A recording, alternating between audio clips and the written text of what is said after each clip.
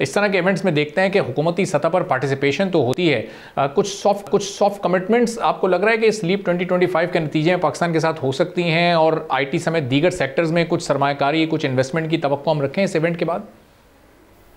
जी बिल्कुल, आपने जैसा बड़ा दुरुस्त बोला कि एक IT is a shining spot for Pakistan.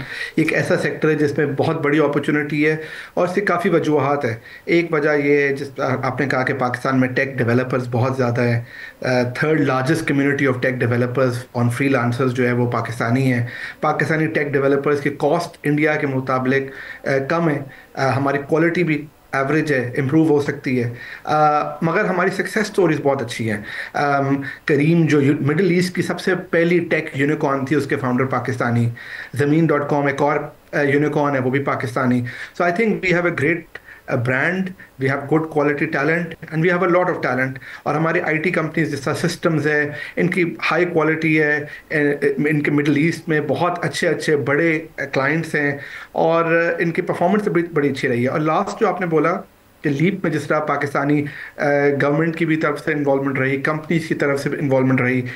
Saudi में मैं आपको बताऊं कि जितने भी बड़े टेक्नोलॉजी के इवेंट्स होते हैं उसमें दो कंट्रीज़ की इन्वॉल्वमेंट बड़ी ज़्यादा होती है, एक UK और दूसरा पाकिस्तान। और UK से भी जो ज़्यादातर कंपनीज आती है उनका पीछे से बैकग्राउंड पाकिस्तान का ही होता है।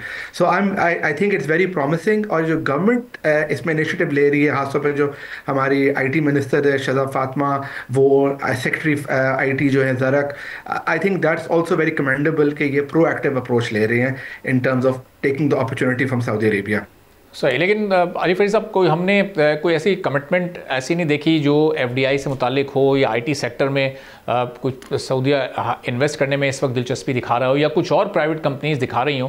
तो जो मकासद हम इस कॉन्फ्रेंस के नतीजे में इसमें शिरकत करके हासिल कर सकते थे, क्या उसके करीब पहुँचने में हमें कोई कामयाबी मिली आपकी नज़र में?